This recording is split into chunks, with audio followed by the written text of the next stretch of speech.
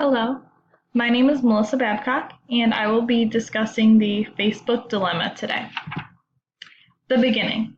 In June of 2005, Mark Zuckerberg, the creator of Facebook, described it as being a directory for universities, as he had a vision of connecting the world through it. But many believed that he was unconcerned about the possibility that harm could result from it.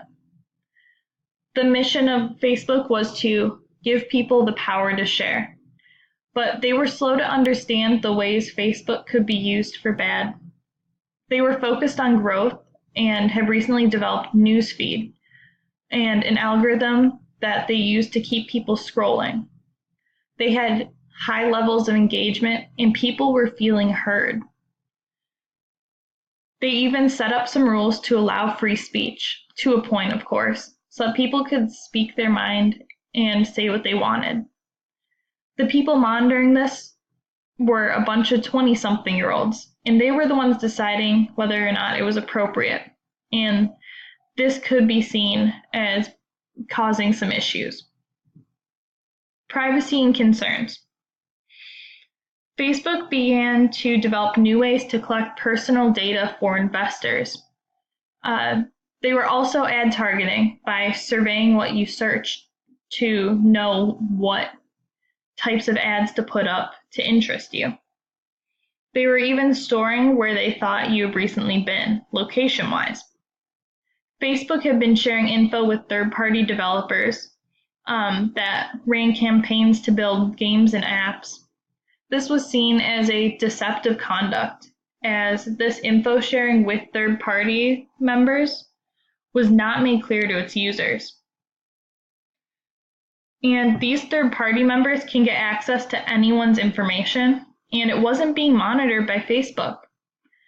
Anyone could make an app and a page and get access to all of this information. And there was a concern that social media could be used for manipulation and deception. Misinformation in politics. There was a lot of disinformation campaigns starting through this, and Russia was also using social media for campaign. Marketing for the election, especially the 2016 presidential one, was done by filtering audiences for best content and message absorption. A large amount of people used it as news, as it became quickly the main distributor of news. Only problem was there were no accuracy checks. There was an algorithm rather than instead of actual person editor, and it created a space for all news groups, even fake news. There was also a spread of misinformation, or what people call fake news. Some people from Macedonia even were creating fake news about the US election because they knew it would get lots of attention and engagement, and they could get revenue and profit from it.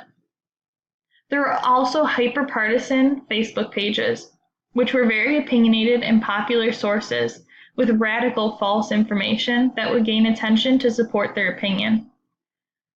They ran under the saying of the very thing that divides us the most brings the most engagement. Trump's targeted ads on Facebook were also used during the election, but it was alleged that these targeted ads were Facebook helping the election. Like they were helping Trump to win the election. But with the re-election campaign for Obama, he also did the same thing by using this platform. The people at Facebook didn't really seem to understand the effect that they had on the election overall. There was also issues post-election with Russian interference in social media. Disinformation was traced to what they believed was a Russian source, and everyone at Facebook was working as a team to find any patterns in fake news leading to the Russians. Russians seemed to be creating groups under the appearance of legitimate social movements, but they would make two of them, so one for each side of an argument. Their goal was to find people who are open to their ad messages and drive them into the groups to go against each other. and overall just make Americans turn on each other. These groups orchestrated many rallies and protests through the U.S. My thoughts and opinion.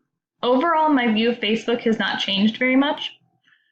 I use it to stay connected with friends and family from out of state, even out of country, and just overall people I graduated high school with and want to stay connected with.